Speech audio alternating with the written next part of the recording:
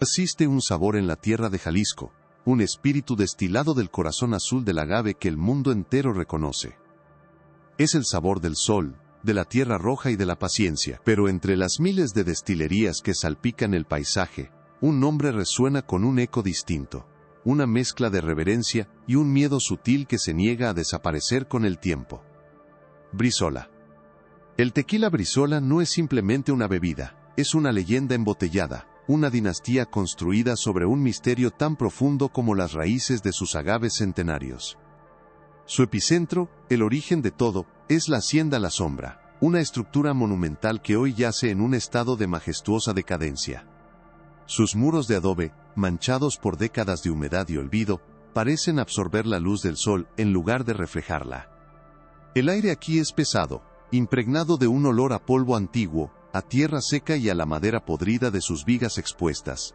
Un silencio que solo es interrumpido por el silbido del viento que se cuela por las ventanas rotas, como un lamento perpetuo. Es un lugar que no solo está abandonado, sino que se siente expectante, como si las paredes mismas contuvieran un aliento suspendido, guardando un secreto que se ha negado a morir durante más de un siglo. Los ancianos de los pueblos cercanos, sentados en las plazas mientras el sol se oculta tras las colinas, todavía hablan en susurros del susurro de los agavales. Cuentan que en las noches sin luna, cuando el viento agita las largas y afiladas hojas de las plantas, se pueden escuchar voces, lamentos de hombres jóvenes perdidos en el tiempo, sus almas atrapadas entre los surcos de la tierra que una vez trabajaron. Estas historias, descartadas por las generaciones más jóvenes como simples supersticiones, siempre terminan con el mismo nombre: Doña Eladia Brizola, la viuda de hierro. Tras la inesperada y conveniente muerte de su esposo en 1910, tomó las riendas de un negocio tequilero en decadencia, y contra todo pronóstico, lo convirtió en el imperio más próspero de la región. Públicamente, era un faro de piedad y fortaleza. Una mujer devota que financiaba la iglesia con una generosidad desbordante y se presentaba como un ejemplo de resiliencia católica. Sin embargo, incluso en su época, su éxito era tan deslumbrante que parecía antinatural, una bendición tan intensa que algunos se preguntaban en secreto a qué santo oscuro le rezaba para conseguir cosechas tan milagrosamente abundantes y un tequila con un sabor que nadie, absolutamente nadie, ha podido replicar jamás. En el otoño de 2023, la historiadora y restauradora de arte Sofía Navarro llegó a la Hacienda La Sombra no en busca de fantasmas, sino de historia tangible. Meticulosa, racional y profundamente escéptica, su especialidad era el turbulento periodo del Porfiriato y la Revolución Mexicana, y los descendientes modernos de los Brizola la habían contratado para una tarea monumental: catalogar y restaurar la capilla privada de la hacienda. Una joya arquitectónica olvidada. Para Sofía, este proyecto era la culminación de su carrera, una oportunidad para dejar su marca en un pedazo de la historia de México. Mientras caminaba por el patio central por primera vez, sus botas levantando nubes de polvo rojizo, su mente no estaba en las leyendas, sino en la erosión de los frescos, en la composición de los pigmentos, en la historia que podía leer en la arquitectura y los documentos. Los susurros de los agavales eran, para ella, el producto de la imaginación colectiva, un folclore fascinante pero irrelevante. Su obsesión era académica, una búsqueda de la verdad documentada en libros de contabilidad y registros parroquiales, no en los lamentos del viento. No podía saber que la tierra bajo sus pies guardaba un tipo de archivo muy diferente, uno escrito con tinta que no se desvanece. La historia que estás a punto de escuchar quedó enterrada por más de un siglo. Antes de desenterrar este secreto, dinos en los comentarios desde qué ciudad nos acompañas. Y si eres un fascinado por los misterios oscuros como este, asegúrate de estar suscrito. Los trabajos en la hacienda comenzaron con una lentitud deliberada, un proceso casi arqueológico de limpiar las capas del tiempo. Equipos de obreros, bajo la atenta supervisión de Sofía, despejaban escombros, aseguraban estructuras y devolvían lentamente un atisbo de vida a los pasillos silenciosos. Una de las primeras tareas estructurales era la inspección y limpieza de la vieja noria de piedra que dominaba el patio central. Un pozo profundo y oscuro que había sido sellado con una pesada losa de concreto en algún momento de la década de 1940. Nadie sabía por qué. Se asumía que fue por seguridad, para evitar accidentes. El aire que emanó cuando la losa fue finalmente removida era fétido, un aliento frío y húmedo que parecía surgir de las entrañas de la tierra. Sofía observaba desde el borde, su mente ya en los bocetos de la capilla, considerando el trabajo en el pozo una distracción necesaria. Vio cómo los trabajadores descendían con cuerdas y cubos, sacando lodo, piedras y décadas de basura acumulada. Era un trabajo sucio y monótono, el sonido metálico de las palas contra la roca húmeda rompiendo la quietud de la tarde, hasta que un sonido diferente, un golpe sordo contra algo metálico, lo detuvo todo. El grito de uno de los trabajadores desde el fondo del pozo hizo eco en las paredes de la hacienda, un sonido agudo que sobresaltó a Sofía y la sacó de su abstracción académica. Minutos después, con el corazón latiéndole con una curiosidad inesperada, vio cómo izaban un objeto oscuro y cubierto de lodo. Era un pequeño cofre de metal, corroído por el agua y el tiempo, con las bisagras casi soldadas por el óxido. La emoción en el aire era palpable, la fantasía infantil de encontrar un tesoro escondido. Con cuidado, usando las herramientas de su propio maletín de restauración, Sofía logró forzar la cerradura. El chirrido del metal al ceder fue el primer sonido que esa caja hacía en un siglo. Dentro, sobre un lecho de terciopelo podrido, no había monedas de oro ni joyas de la familia. Solo había un objeto, un relicario de plata, ennegrecido por la oxidación. El corazón de Sofía se calmó. Era un hallazgo interesante, pero común en una familia tan devota. Un artefacto religioso. Fue solo cuando sus dedos, con la delicadeza de una cirujana, lograron abrir el diminuto broche del relicario, que el aire pareció escaparse de sus pulmones. Dentro no había la imagen de un santo ni una reliquia sagrada. Había un mechón de cabello oscuro y grueso, atado con un hilo descolorido, y junto a él, un diminuto pedazo de papel, doblado una y otra vez. Con manos temblorosas, lo desdobló, y la caligrafía desvaída transformó un misterio en un horror incipiente. 2 palabras: Mateo, 17 años. El relicario de plata yacía en la palma de la mano de Sofía, un objeto que parecía absorber todo el calor de su piel, dejándola con un frío que no tenía relación con la temperatura del ambiente. Ya no era una simple curiosidad arqueológica, un artefacto de una época pasada que podía ser catalogado, etiquetado y exhibido detrás de un cristal. Se había transformado en un testamento, un ancla pesada que la conectaba directamente con una vida interrumpida. Mateo, 17 años. La caligrafía, aunque desvanecida por la humedad y el tiempo, era clara, precisa, casi desafiante.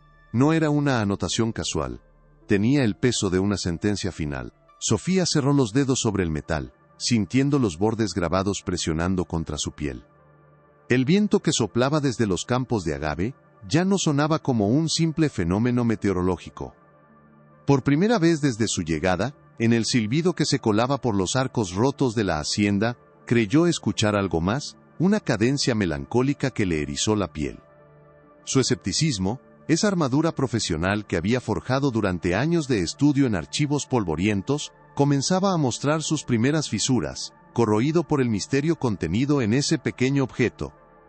La mente de la historiadora, entrenada para buscar patrones, para conectar hechos dispares en una narrativa coherente, se aceleró, funcionando a una velocidad febril.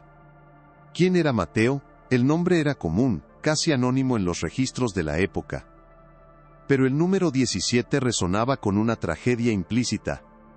Demasiado joven para haber dejado un gran rastro en el mundo, pero lo suficientemente mayor para trabajar, para soñar, para desaparecer. El relicario no parecía una pieza de luto familiar. El acto de arrojarlo a un pozo y sellarlo bajo una losa de concreto no era un gesto de recuerdo, sino de ocultación. Era un intento deliberado y violento de borrar una memoria, de hundir una verdad en las entrañas de la tierra. Sofía se levantó, el polvo rojizo aferrándose a sus rodillas. Sus ojos recorrieron el patio de la hacienda, ya no viendo solo la decadencia arquitectónica, sino un escenario. Cada ventana vacía parecía un ojo hueco, cada sombra alargada una acusación silenciosa. La capilla, que hasta ese momento había sido el centro de su universo profesional, ahora parecía secundaria. Un prólogo ornamentado para una historia mucho más oscura, cuyo primer capítulo acababa de ser extraído del lodo. El primer paso era obvio, un procedimiento casi instintivo para cualquier historiador que se enfrenta a un nombre sin contexto: los archivos. La Hacienda La Sombra, a pesar de su abandono, aún conservaba una pequeña oficina administrativa, un cuarto que había resistido milagrosamente el colapso del techo en el ala oeste. El aire en su interior era denso, casi irrespirable, una mezcla del olor acre del papel en descomposición, el aroma dulzón del moho y el perfume fantasmal de tinta seca. Montañas de libros de contabilidad, con sus lomos de cuero agrietados y sus páginas amarillentas y quebradizas, se apilaban en estanterías de madera carcomida. Para Sofía este caos era un lenguaje. Con una mascarilla cubriendo su rostro y guantes de látex protegiendo sus manos, comenzó la metódica tarea de desenterrar el pasado, no con una pala, sino con la punta de sus dedos, pasando página tras página con una delicadeza quirúrgica. Buscaba un solo nombre, una aguja en un pajar de transacciones, salarios, compras de semillas y ventas de tequila que abarcaban décadas de la historia de los Brizola. Horas se convirtieron en un día, y luego en dos. El sol de Jalisco entraba a través de la única ventana sucia, proyectando un rectángulo de luz dorada que se movía lentamente por el suelo, marcando el paso de un tiempo que parecía haberse detenido en esa habitación. Los dedos de Sofía estaban cubiertos de una fina capa de polvo y fibra de papel. La frustración comenzaba a sentarse en sus hombros como un peso físico. Había revisado los libros de contabilidad de 1910, 1911, 1913, sin encontrar rastro alguno de un Mateo. Su mente racional le ofrecía explicaciones plausibles. Quizás no era un empleado, quizás el nombre estaba mal escrito, quizás el relicario no tenía nada que ver con la hacienda y simplemente fue arrojado allí por un extraño. Pero su instinto, una voz más profunda y antigua que la lógica académica, le decía que estaba buscando en el lugar correcto, que la ausencia de evidencia era, en sí misma, una forma de evidencia. Era un silencio demasiado perfecto, una omisión que se sentía deliberada, como una página arrancada cuidadosamente de un libro de historia. Fue al final del tercer día, cuando sus ojos ardían por el esfuerzo y la esperanza comenzaba a desvanecerse, que finalmente lo encontró, en un libro de contabilidad más delgado, correspondiente al año 1912, en una sección dedicada a jornaleros temporales, contratados para la siembra de primavera. Allí estaba, Mateo Rojas, 17 años. La coincidencia hizo que su corazón diera un vuelco doloroso.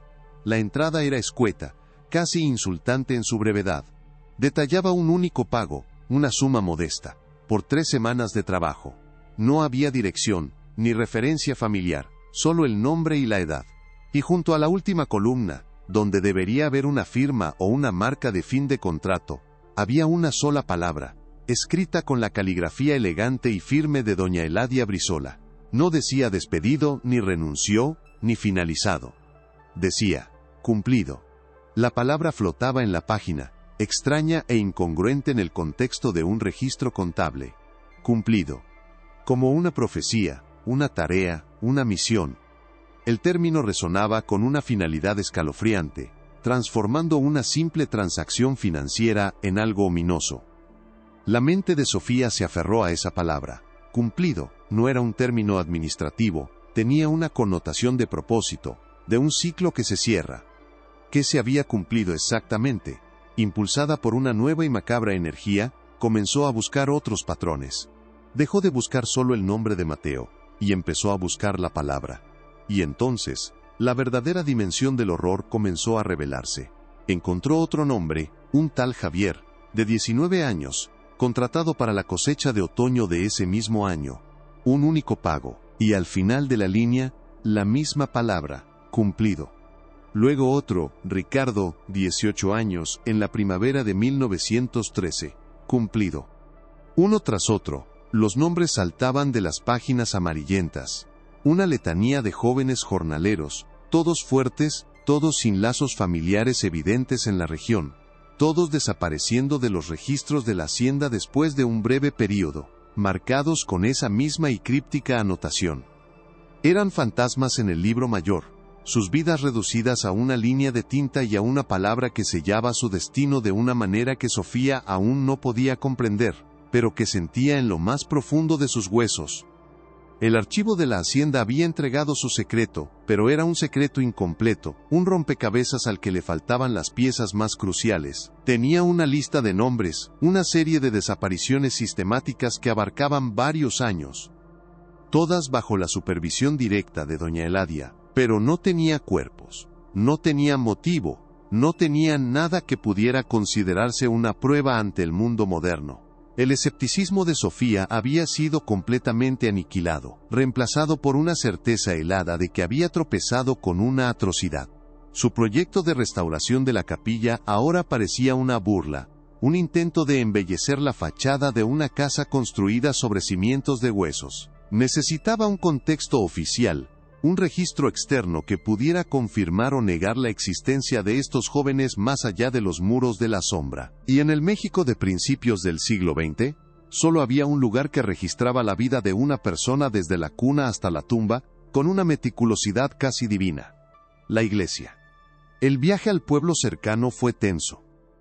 Sofía conducía por los caminos de tierra roja, levantando nubes de polvo que se aferraban a los agaves alineados a ambos lados de la carretera como centinelas silenciosos. El sol de la tarde proyectaba sombras largas y afiladas de las hojas de las plantas que parecían dedos acusadores apuntando hacia la hacienda que dejaba atrás. La iglesia del pueblo era una estructura modesta pero imponente, con un campanario que se alzaba hacia el cielo azul y paredes de un blanco deslumbrante. El interior era fresco y silencioso, un santuario del calor y del ruido del mundo exterior. El párroco, un hombre anciano de ojos amables y piel curtida por el sol, la escuchó con paciencia, su rostro mostrando una mezcla de curiosidad y una vaga familiaridad con las viejas historias que rodeaban a la familia Brizola.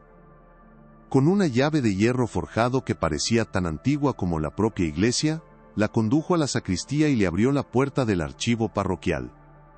El olor aquí era diferente al de la hacienda.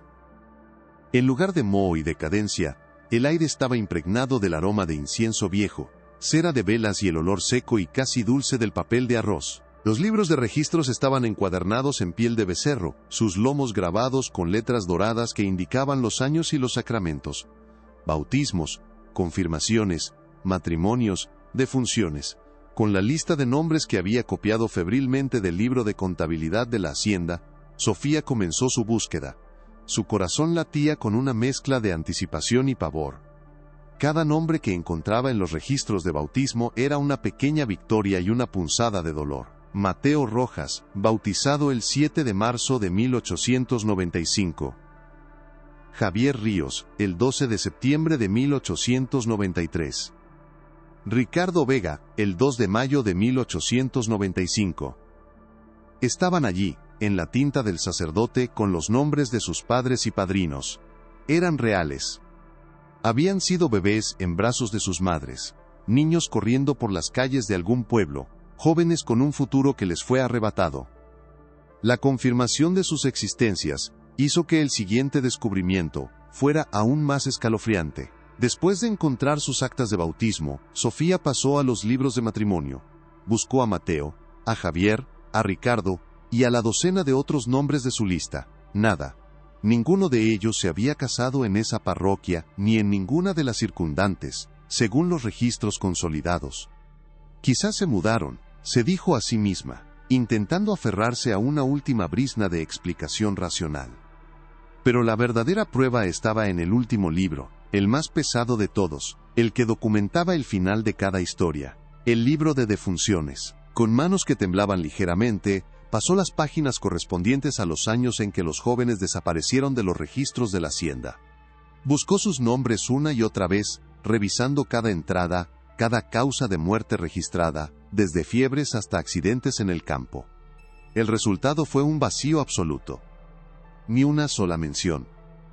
Para la iglesia, para el Estado, para la historia oficial, estos jóvenes no habían muerto.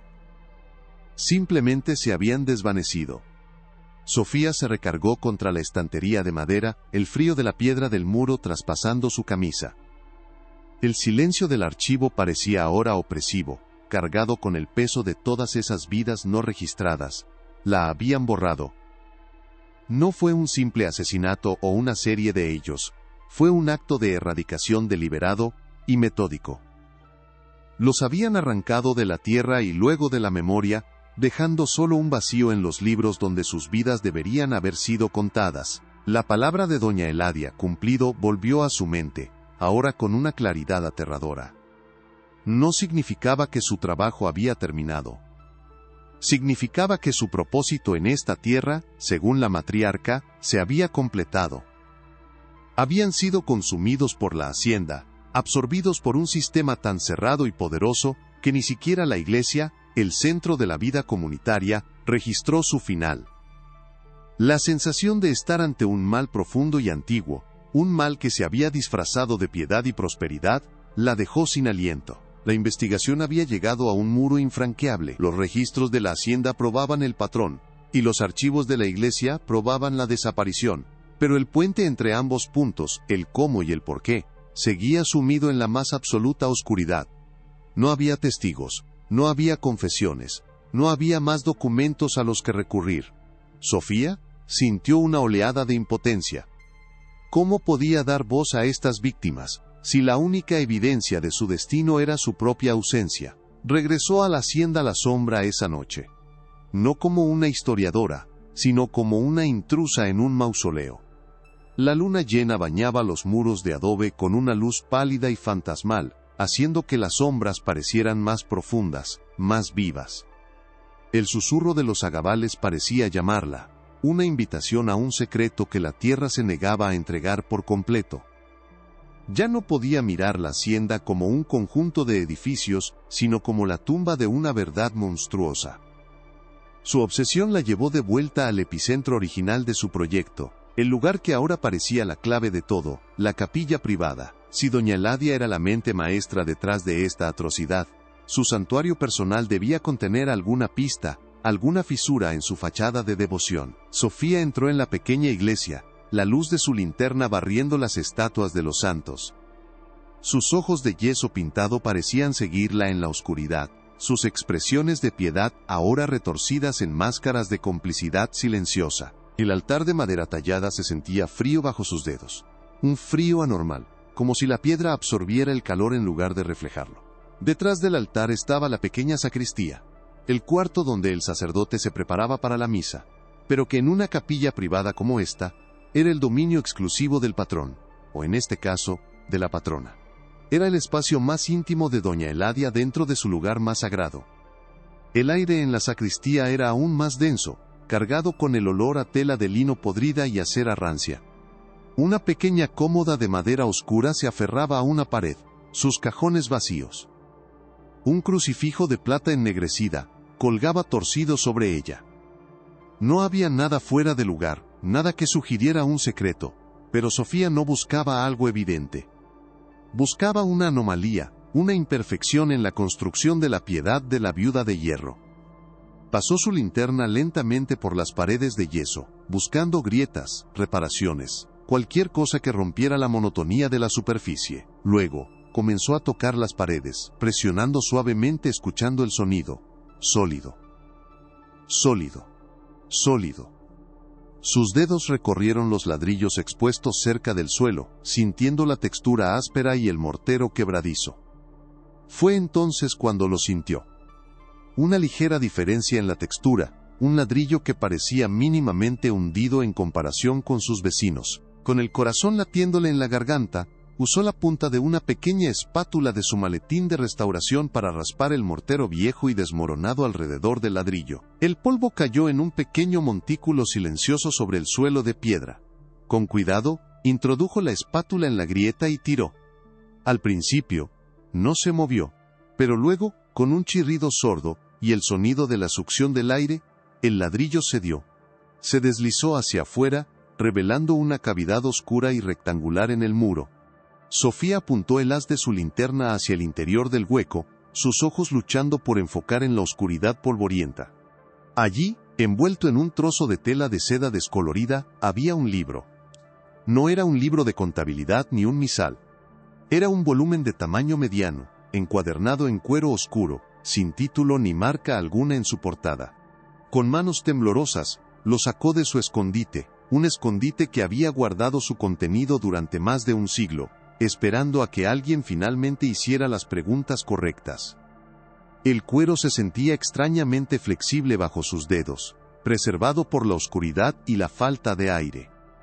Desató el lazo de seda que lo mantenía cerrado, un gesto que se sintió ceremonial, casi como profanar una tumba. Al abrir la primera página, el olor a papel viejo y a una tinta a base de hierro llenó el aire. La caligrafía era inconfundible, la misma escritura elegante y controlada que había visto en los libros de contabilidad. La misma mano que había escrito la palabra cumplido junto al nombre de Mateo Rojas. Era el diario personal de doña Eladia Brizola. Sofía sintió un escalofrío recorrer su espalda, una mezcla de triunfo y terror. Había encontrado el puente que le faltaba. Había encontrado la voz del monstruo. No sabía qué secretos contenían esas páginas, qué justificaciones retorcidas, o qué horrores indecibles estaban escritos en esa tinta desvaída, pero sabía, con una certeza absoluta, que la verdad sobre el susurro de los agabales estaba a punto de ser revelada. El diario comenzaba de una manera predecible, casi banal. Las primeras entradas, fechadas en 1910, poco después de la muerte de su esposo, hablaban de negocios, de las dificultades de ser una mujer al mando en un mundo de hombres, de sus oraciones a Dios pidiendo fuerza y guía. Doña Eladia se presentaba a sí misma como una viuda piadosa y asediada, luchando por salvar el legado de su familia. Sofía leía con una creciente sensación de inquietud, sintiendo la disonancia entre la imagen pública que la matriarca construía para sí misma en esas páginas, y la evidencia que ella ya había descubierto. Era la calma antes de la tormenta, la fachada cuidadosamente construida antes de que la locura se filtrara a través de las grietas. Siguió pasando las páginas, adentrándose más en la mente de la viuda de hierro, sintiendo que cada palabra la acercaba más al corazón de una oscuridad que había permanecido oculta durante demasiado tiempo. A medida que avanzaba hacia el año 1911, el tono del diario comenzó a cambiar, de forma sutil al principio, y luego de manera cada vez más drástica. Las referencias a Dios y a los santos católicos comenzaron a mezclarse con otras palabras, nombres y conceptos que Sofía no reconoció de inmediato. Hablaba de la tierra no como un recurso, sino como una entidad viva, una deidad sedienta. Escribía sobre la Madre Agave, una figura que parecía ser una amalgama de la Virgen María, y algún dios prehispánico de la fertilidad. El lenguaje se volvía febril, esotérico. Doña Eladia ya no pedía bendiciones a través de la oración. Hablaba de pactos, de deudas que debían ser pagadas, de la sangre que endulza la savia. Sofía sintió que el aire de la sacristía se enfriaba, como si las palabras en la página tuvieran el poder de alterar el ambiente a su alrededor. Estaba leyendo el nacimiento de una nueva y terrible fe. La primera mención explícita de un sacrificio apareció en la primavera de 1912. La escritura de doña Eladia era casi ilegible, una explosión de fervor religioso y una lógica retorcida. Escribió: «La tierra está débil, la lluvia es escasa, la madre exige un pago por su generosidad. Un corazón fuerte para fortalecer sus raíces, un espíritu joven para nutrir su crecimiento. No es un asesinato, es una ofrenda, es la deuda sagrada. Le damos lo mejor de nosotros para que ella nos dé lo mejor de sí misma». Sofía tuvo que detenerse, cerrando el diario con un golpe sordo. El nombre de Mateo Rojas, el primer nombre en su lista de desaparecidos, correspondía a esa misma primavera. La conexión era innegable, directa y monstruosa. No se trataba de un crimen por dinero o por poder en el sentido tradicional. Era algo mucho más antiguo y aterrador. Un sacrificio humano, perpetrado bajo un velo de prosperidad y devoción retorcida. El horror de la revelación era paralizante. Sofía se sentó en el suelo frío de la sacristía, el diario pesado en su regazo, sintiendo el peso de un siglo de silencio. Doña Eladia Brizola, la pilar de la comunidad, la benefactora de la iglesia, no era simplemente una asesina. Era la suma sacerdotisa de su propio culto sangriento, un culto con una sola seguidora y una congregación de víctimas silenciosas. Había transformado la teología católica en una justificación para la barbarie, convencida de que la sangre de los jóvenes inocentes era el ingrediente secreto que hacía que sus agaves crecieran más fuertes y que su tequila fuera inigualable. El legendario sabor del tequila Brizola, el secreto que ninguna otra destilería había podido replicar, no era el resultado del terroir o de una técnica especial. Era el producto de la tierra fertilizada con la vida de hombres jóvenes, sus cuerpos ofrecidos a una deidad sedienta nacida de la avaricia y la locura. Sofía sabía que esto era solo el comienzo. El diario era la llave, la confesión que conectaba todos los puntos, pero sentía que había algo más. Un nivel de depravación que aún no había descubierto. La palabra cumplido ahora tenía un significado claro, pero el método, los detalles de estos rituales, la disposición final de las víctimas, todo eso seguía oculto en las páginas restantes del diario. Con una determinación sombría, volvió a abrir el libro. Sabía que lo que iba a leer a continuación la cambiaría para siempre, la llevaría más allá del velo de la historia, a un lugar donde la leyenda y la pesadilla se encontraban, un lugar donde el susurro de los agavales finalmente le contaría toda su terrible verdad. La investigación había terminado, la inmersión en la oscuridad apenas comenzaba. El peso del diario en sus manos era el de un artefacto profano. Cada página que pasaba era como descender un peldaño más hacia un sótano oscuro del alma humana, donde la razón y la piedad habían sido abandonadas hacía mucho tiempo. Las entradas del diario se volvieron más detalladas, más explícitas. Doña Eladia describía a los jóvenes que elegía, no con malicia, sino con la distancia de un granjero seleccionando el mejor ganado para el sacrificio. Buscaba fuerza, salud, juventud, veía su vitalidad no como una promesa de vida, sino como una ofrenda de mayor calidad para su insaciable madre agave. Escribía sobre cómo los atraía con promesas de trabajo bien pagado, cómo los aislaba del resto de los jornaleros, ganándose su confianza con una amabilidad maternal que ahora, a la luz de la verdad, resultaba grotescamente depredadora. Era una cazadora que se disfrazaba de pastora, guiando a sus corderos hacia un altar del que nunca regresarían. La descripción del primer ritual, el de Mateo, ocupaba varias páginas. La caligrafía de doña Eladia era apretada, febril, como si estuviera escribiendo en un trance. Describía la noche sin luna, el aire frío de la primavera, el olor a tierra húmeda. Hablaba de llevar al joven a los campos bajo un pretexto, de una ceremonia especial para bendecir la nueva siembra. No había detalles gráficos de violencia, sino algo peor, una serenidad fanática. Describía el acto no como un asesinato, sino como una transición sagrada, una entrega. La sangre no se derrama en vano, escribió, sino que regresa a la fuente, alimenta la raíz, endulza el corazón del agave, y su espíritu se convierte en parte del espíritu que bebemos.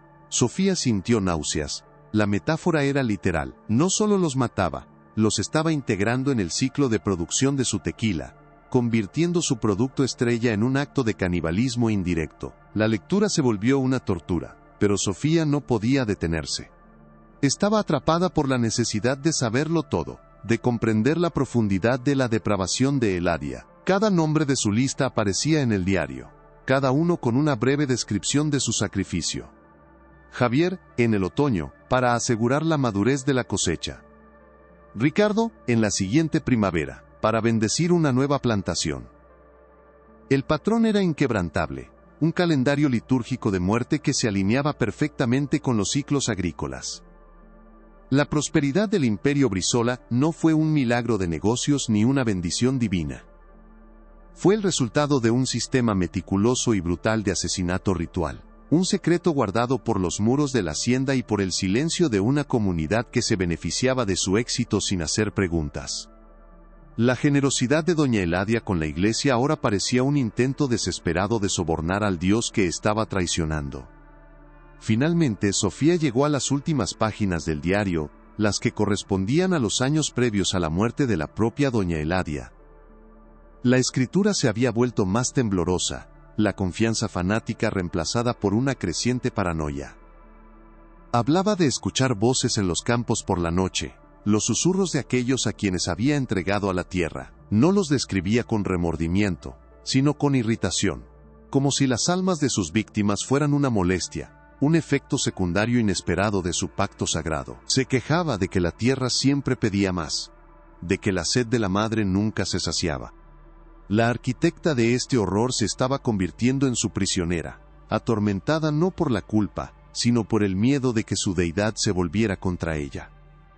La última entrada era breve y casi incoherente, hablando de un último gran pago que debía hacerse para asegurar la paz. Poco después, doña Eladia Brizola murió, llevándose sus secretos a la tumba. O eso creía ella. Sofía cerró el diario, el silencio de la sacristía ahora absoluto. Tenía la confesión. Tenía el motivo. Tenía la lista de víctimas. El rompecabezas estaba casi completo, pero sentía que faltaba una última pieza, la más terrible de todas. ¿Qué hacía con los cuerpos? El diario hablaba de alimentarlos a la tierra, a las raíces. Pero la idea era tan monstruosa, que su mente se resistía a aceptarla en su totalidad. Volvió a la contraportada interior del diario, un lugar que había pasado por alto en su primera lectura. Allí, dibujado con la misma tinta que el resto del libro, había algo que parecía un mapa rudimentario de los campos de agave que rodeaban la hacienda. Un escalofrío, distinto a todos los que había sentido antes, recorrió la columna vertebral de Sofía. Un presentimiento helado de que la última y más terrible pieza del rompecabezas estaba a punto de encajar en su lugar. No era un simple mapa de propiedad. Las líneas eran demasiado personales, dibujadas con una mano que conocía cada surco y cada planta como la palma de su propia mano. Pequeñas cruces, toscamente dibujadas, salpicaban el pergamino improvisado, concentradas en la sección más antigua de la plantación, el corazón del imperio Brizola. Su mente, entrenada para interpretar símbolos y contextos históricos, se resistía a la conclusión más obvia. No podían ser tumbas. Sería demasiado arriesgado, demasiado burdo para una mente tan calculadora como la de doña Eladia. Enterrar una docena de cuerpos en sus propios campos crearía un riesgo perpetuo de descubrimiento. Debía haber algo más, una capa de significado que aún no había logrado descifrar, una lógica perversa que operaba bajo principios que el mundo moderno había olvidado o, quizás, nunca había conocido. La luz de su linterna temblaba ligeramente, proyectando sombras danzantes sobre el dibujo, haciendo que las cruces parecieran moverse, como si la tierra misma estuviera inquieta.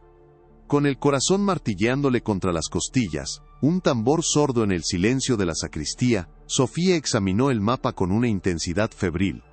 Su mirada se detuvo en una pequeña anotación, escrita en una esquina con una caligrafía casi microscópica, como un secreto susurrado al papel.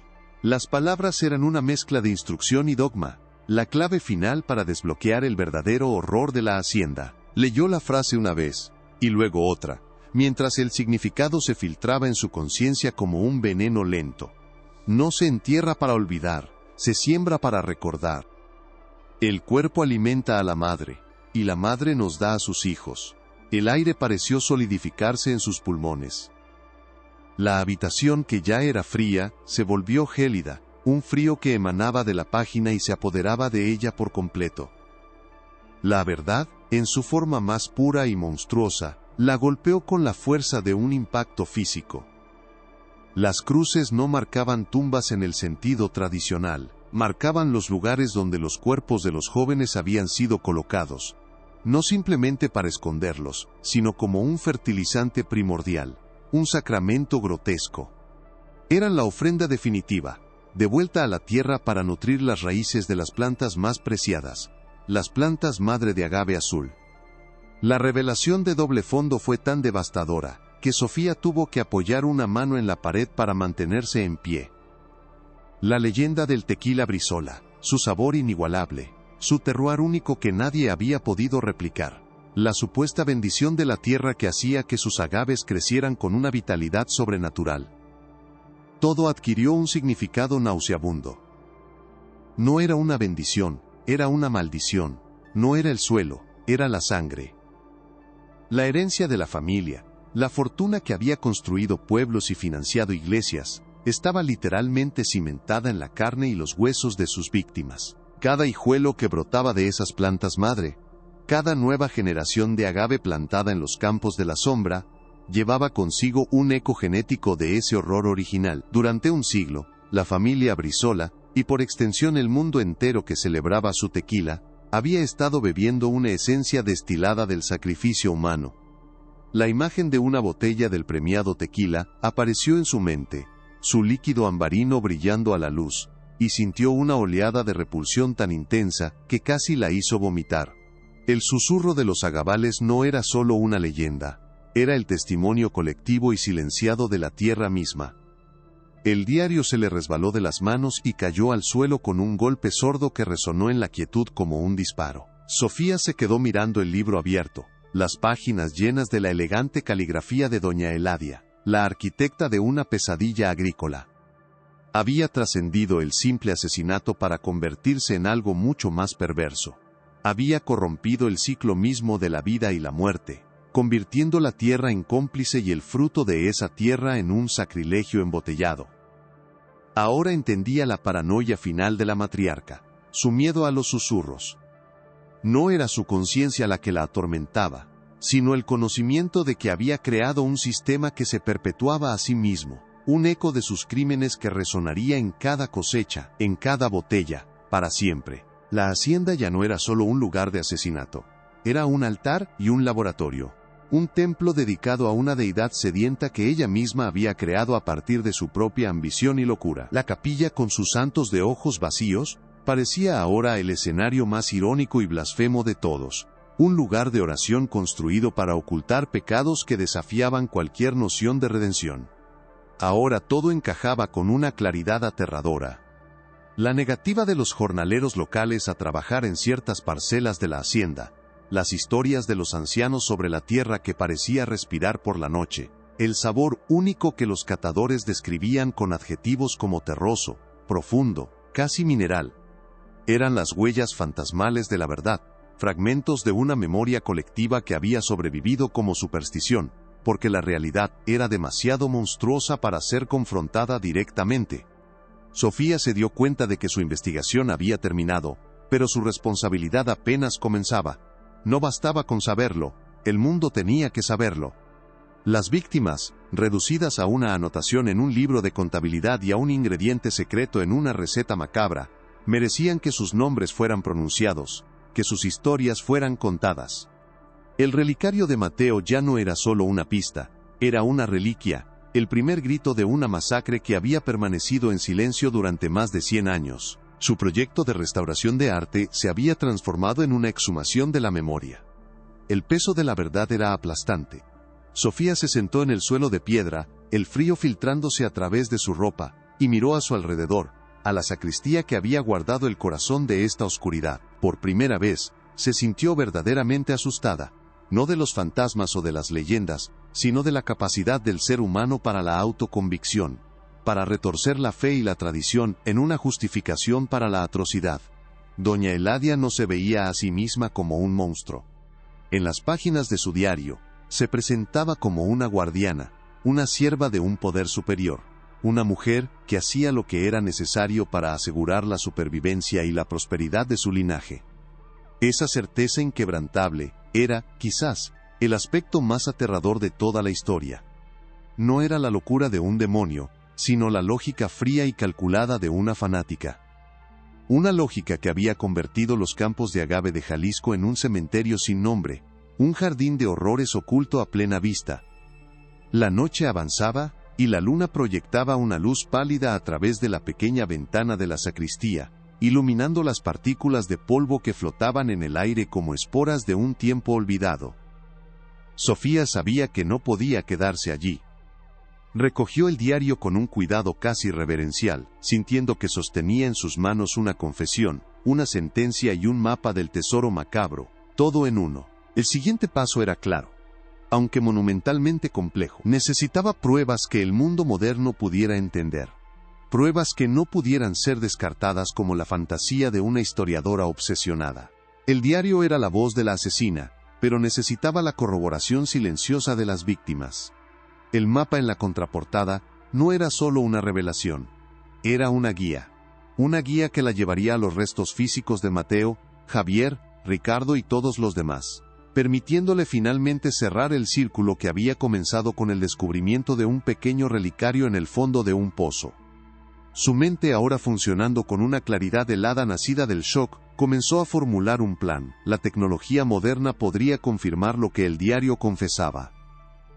Un georradar, un equipo de arqueología forense, podía superponer el mapa de Doña Eladia sobre los planos actuales de la hacienda y señalar las anomalías bajo la tierra, las perturbaciones en el suelo que delataban la presencia de algo que no debería estar allí. La idea de profanar esa tierra, de desenterrar lo que había sido sembrado con una intención tan perversa, le provocaba un profundo desasosiego, pero era necesario.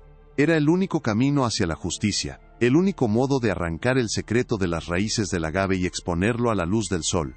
La batalla no sería fácil. Se enfrentaría a una familia poderosa, a un legado multimillonario, y a la incredulidad de un mundo que preferiría no saber de qué estaban hechos realmente sus lujos. Pero al mirar el mapa bajo la luz de la luna, sintió la presencia silenciosa de los jóvenes a los que les habían robado todo, y supo que no tenía otra opción. El regreso desde la capilla al edificio principal de la hacienda fue una caminata a través de un paisaje transformado. Cada agave que se alzaba a su lado, sus hojas como espadas plateadas bajo la luna, ya no era una simple planta, era un monumento, un centinela que guardaba un secreto de carne y hueso. El viento que susurraba a través de sus hojas ya no era un sonido melancólico, sino una cacofonía de voces, una acusación llevada por la brisa. Sofía se sentía como una intrusa en su propio descubrimiento, una extraña, que había levantado una piedra para encontrar un nido de serpientes. El conocimiento la había aislado, la había convertido en la única guardiana viva de una verdad que tenía el poder de destruir una de las leyendas más queridas de México. La carga era inmensa, un peso que se asentaba en su alma con la frialdad de una lápida.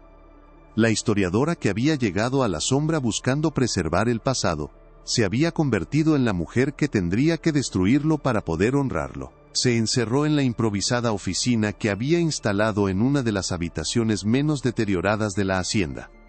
Extendió el mapa sobre la mesa, junto a sus propias notas y las fotografías de las páginas del diario. Las piezas estaban todas allí, un mosaico de horror que abarcaba décadas. El relicario de Mateo. Los libros de contabilidad con la palabra cumplido. Los registros parroquiales con su elocuente vacío. Y ahora, el diario y el mapa, la confesión y la ubicación.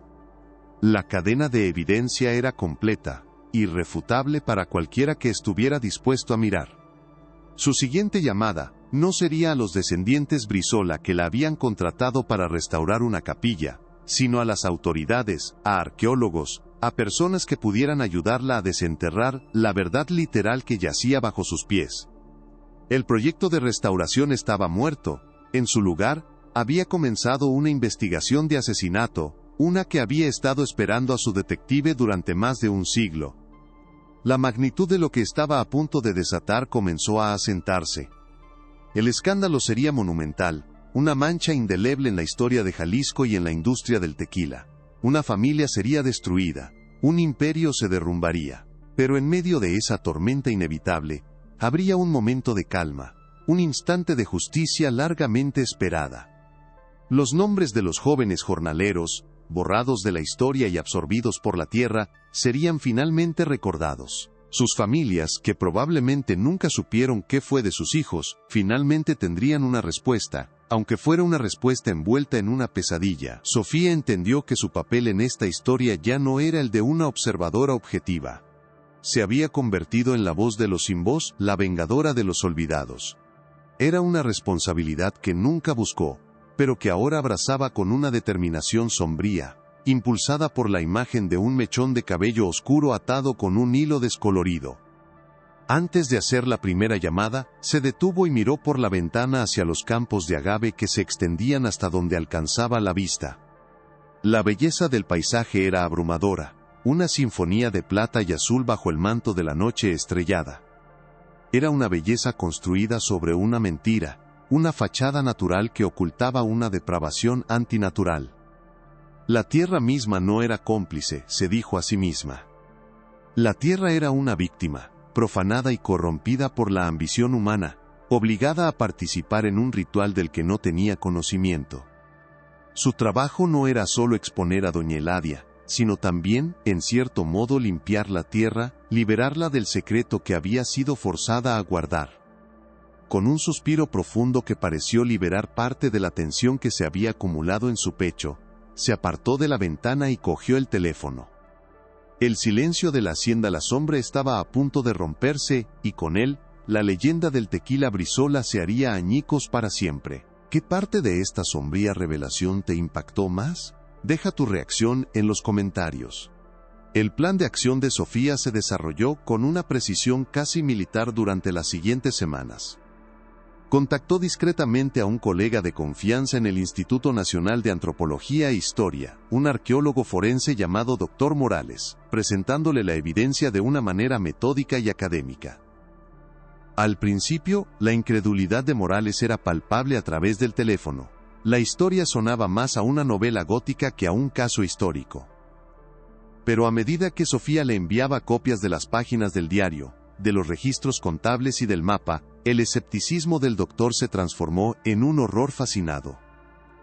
Acordaron proceder con la máxima discreción, obteniendo permisos para una prospección geofísica bajo el pretexto de un estudio arqueológico rutinario de los cimientos de la hacienda, un procedimiento plausible dado el proyecto de restauración original. Nadie en la familia Brizola fue notificado. Sofía sabía que el momento en que la verdad saliera a la luz, las puertas se cerrarían, y las pruebas podrían desaparecer. El día en que el equipo del Dr. Morales llegó a la hacienda fue tenso y surrealista. Mientras los técnicos desplegaban el equipo de georradar, un dispositivo que parecía un cortacésped futurista, Sofía los guió a través de los campos de agave, usando el mapa de doña Eladia y un GPS, para localizar los puntos exactos marcados con las cruces. Se sentía como una profanadora, caminando sobre un terreno que era a la vez un lugar de producción y un cementerio.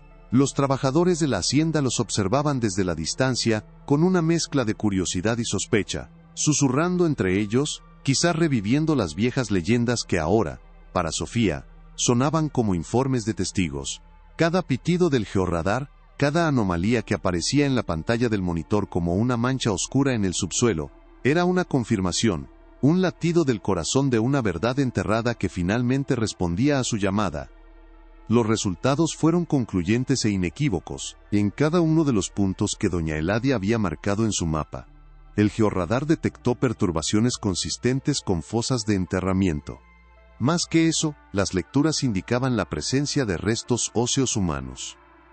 El doctor Morales, con una expresión sombría que había reemplazado por completo su escepticismo inicial, confirmó los peores temores de Sofía. Tenían la prueba física. La confesión escrita en el diario ahora tenía su eco en la tierra. Con esta evidencia en mano, ya no podían actuar en secreto. El siguiente paso era presentar un informe oficial a las autoridades, y lo más difícil de todo, confrontar a los descendientes de la familia Brizola con el legado real de su matriarca. El escenario estaba montado para el enfrentamiento final con la verdad.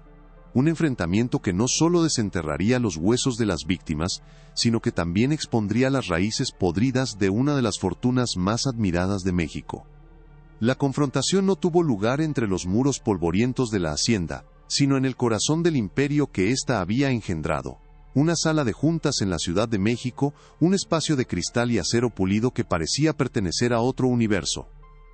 Los descendientes de la familia Brizola, hombres y mujeres de trajes caros y sonrisas ensayadas, se sentaron alrededor de una mesa de caoba que reflejaba las luces de la ciudad como un estanque oscuro.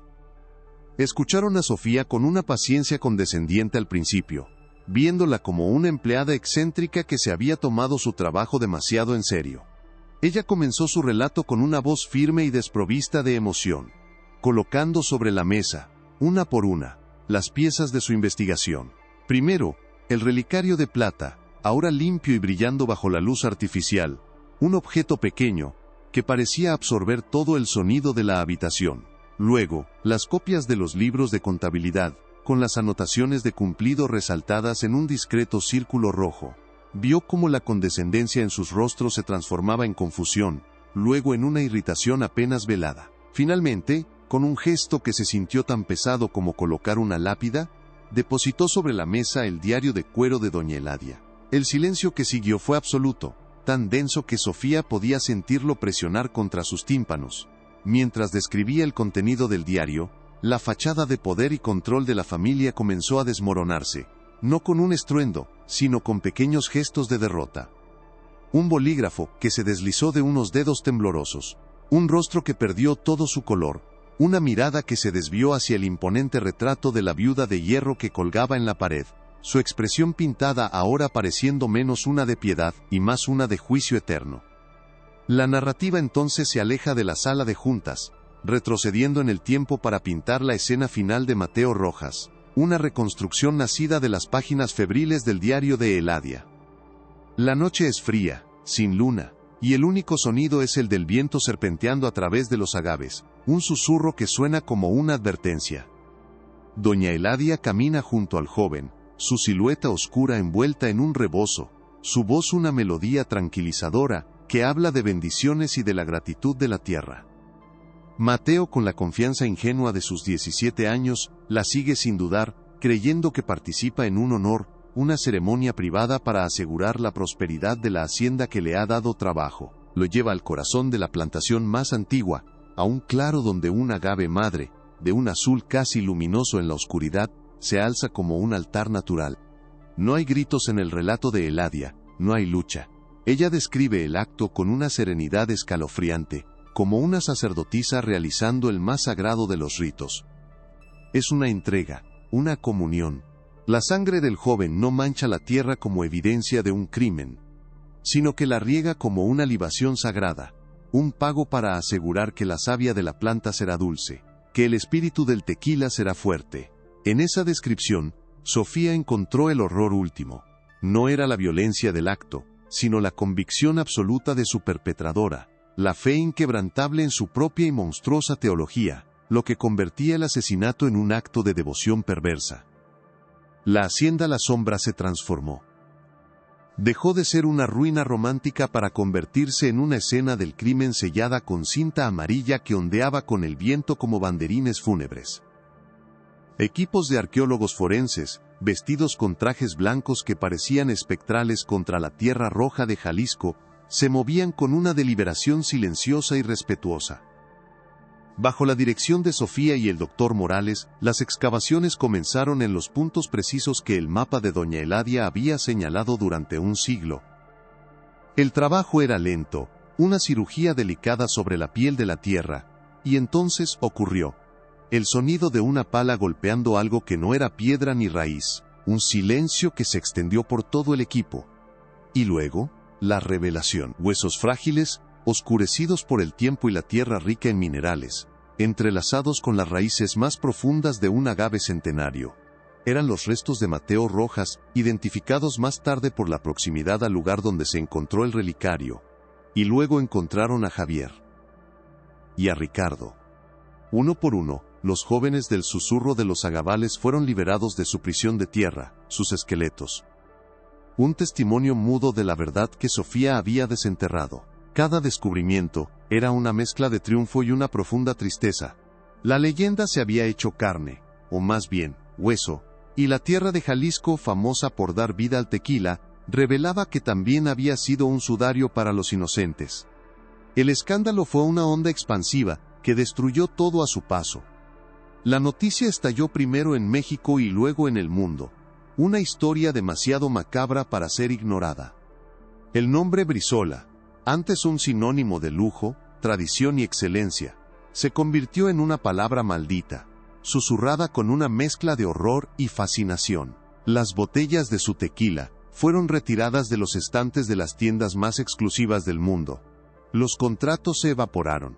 Las acciones de la compañía, si es que el valor de una empresa puede medirse después de tal revelación, se desplomaron hasta no valer nada. El imperio, construido sobre la sangre, se derrumbó en un torbellino de litigios, vergüenza pública y la bancarrota inevitable. Para los descendientes, la herencia no fue de riqueza, sino de una infamia imborrable.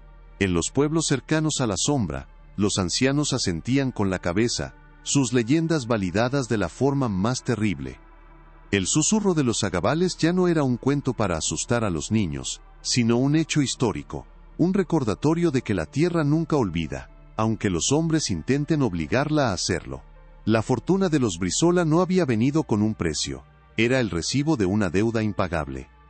Para Sofía Navarro, la verdad fue una victoria con el sabor amargo de la ceniza. Cumplió su objetivo, dio nombres a las víctimas, expuso al monstruo y reescribió un capítulo oculto de la historia, pero el conocimiento la dejó marcada, una portadora de secretos que preferiría no conocer. Las noches en vela se llenaron de imágenes de páginas amarillentas y de la caligrafía elegante de una asesina. La restauración de arte, su pasión original, ahora le parecía una actividad superficial, un intento de embellecer un mundo que sabía que ocultaba horrores indecibles justo debajo de la superficie. Años después del escándalo, vio una noticia sobre una subasta de objetos de colección macabros. Uno de los lotes era una botella de tequila Brizola, edición especial de 1913, el año en que Ricardo fue sacrificado. La puja fue feroz. La botella, que una vez fue el símbolo de la celebración y el éxito, se había convertido en lo que realmente siempre fue, un artefacto de un culto sangriento, un objeto de curiosidad para aquellos fascinados por la oscuridad, un recordatorio líquido de que a veces las historias más aclamadas tienen los cimientos más podridos. La historia de la hacienda La Sombra y su viuda de hierro no es solo la crónica de una serie de crímenes, sino un eco inquietante que resuena hasta nuestros días. Nos obliga a mirar más allá de las fachadas de la riqueza y la tradición, a cuestionar los cimientos sobre los que se construyen los grandes legados. Los susurros de los agabales finalmente fueron escuchados, no como un lamento fantasmal, sino como un testimonio que exigía justicia. Los cuerpos de los jóvenes jornaleros fueron devueltos a sus descendientes, recibiendo finalmente los ritos funerarios que se les negaron un siglo atrás. La hacienda permanece en ruinas, ahora un monumento a la infamia, un lugar evitado por todos, donde se dice que el viento suena diferente, más tranquilo, como si la tierra finalmente pudiera descansar. La investigación de Sofía Navarro demostró que la historia no es un relato muerto confinado a los libros, sino una fuerza viva que yace latente bajo nuestros pies, esperando pacientemente a que alguien tenga el coraje de cavar. Y nos deja con una pregunta final. Una que perdura mucho después de que los detalles del horror se desvanecen. Si la tierra misma puede ser convertida en cómplice de un crimen, beber de su fruto, celebrar su cosecha, nos convierte de alguna manera en partícipes silenciosos de su pecado. Si la búsqueda de la verdad en este caso te mantuvo cautivo hasta el final, demuestra tu apoyo dándole un me gusta al video y compartiéndolo con alguien que también ame un buen misterio. Y para no perderte ninguna de nuestras futuras investigaciones en Archivos Olvidados, suscríbete y activa la campana.